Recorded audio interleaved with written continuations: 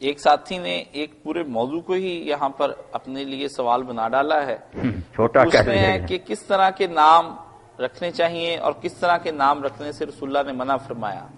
کسی نے مجھے یہ بتایا ہے کہ رسول اللہ صلی اللہ علیہ وسلم نے خسرو، پرویز، جمشید اس طرح کے نام رکھنے سے منع فرمایا ہے، اور مجھے یہ بتا دے کہ رسول اللہ صلی اللہ علیہ وسلم کے بچوں کے نام کس نے رکھے تھے، کون سے نام پسندیدہ ہیں، اس کے لیے کوئی جامع سی بات میرے سامنے وضاحت کریں۔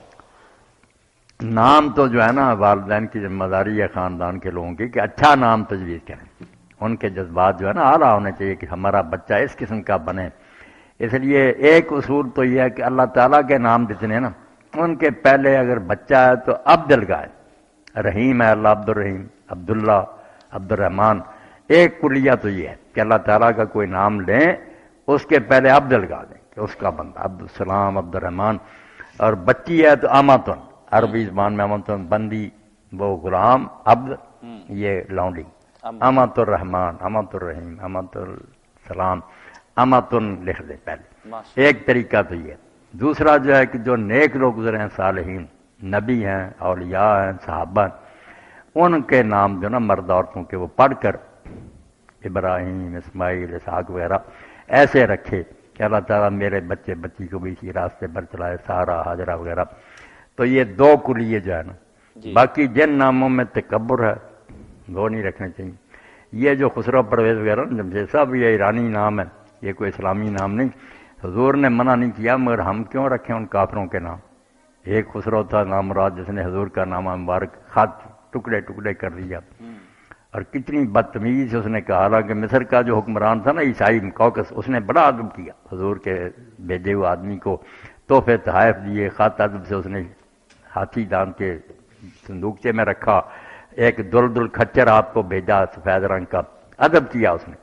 مگر شاہ ایران بڑا بدتمیز نکلا نا، خط جو ٹکڑے کر دیا، اور بدتمیزی سے کہا، جس کا ترجمہ کیا ہے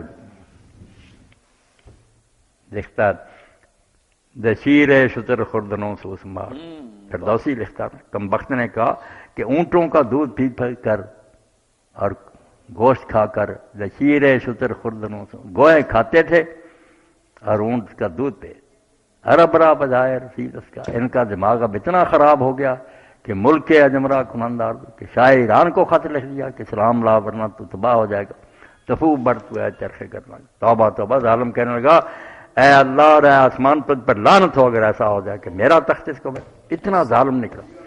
اور جب نبی علیہ السلام کو بتایا کہ اس نے یہ بکواس کی اور خط مبارک بھی ٹکڑے کر دیا، تو آپ نے فرمایا میرا خط نہیں ٹکڑے کیا، اپنی سلطنت ٹکڑے کر۔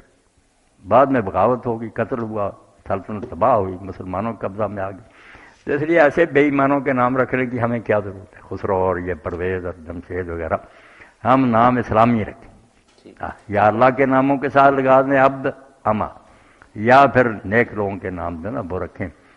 بہت پیارے پیارے نام، یعنی تکبر نہیں ہونا چاہیے، ایک تو تکبر ہونا نہیں اس میں چاہیے، کوئی خود پسندی وغیرہ بھی نہیں۔ اور یہ جو ہے نا کئی چیزیں ایسی ہیں کہ اس میں پھر نحوست بھی آ جاتی ہے۔ آپ نے نام رکھ دیا برکت، رکھنا نا برکت علی بڑی، کسی نے پوچھا برکت ہے گھر میں؟ آپ نے کہا برکت نہیں۔ آپ کتنی بری بات کہ برکت نہیں گھر میں، آپ نے تو نام کی بات کی، میں فکرہ کیا؟ اس نے پوچھا گھر میں برکت ہے؟ آپ نے کہا نہیں۔ حضور نے کہا برکت فلاں، یہ سارا ایسے جو نا ایسے نام نہ رکھو کہ کوئی پوچھے تو تم کو فلاں گھر میں نہیں، فلاں کامیابی ہے، تو کتنی منحوس بات مان لینے کی۔ پہلے کوئی عقل کی بات کرو، بہت دانائی کی باتیں آپ نے سکھائی۔ ماشاءاللہ۔ باقی رسولہ کے بچے تو تھے، حضرت خدیجہ سے دو ہوئے، ایک قاسم تھے بڑے، دوسرے عبداللہ تھے۔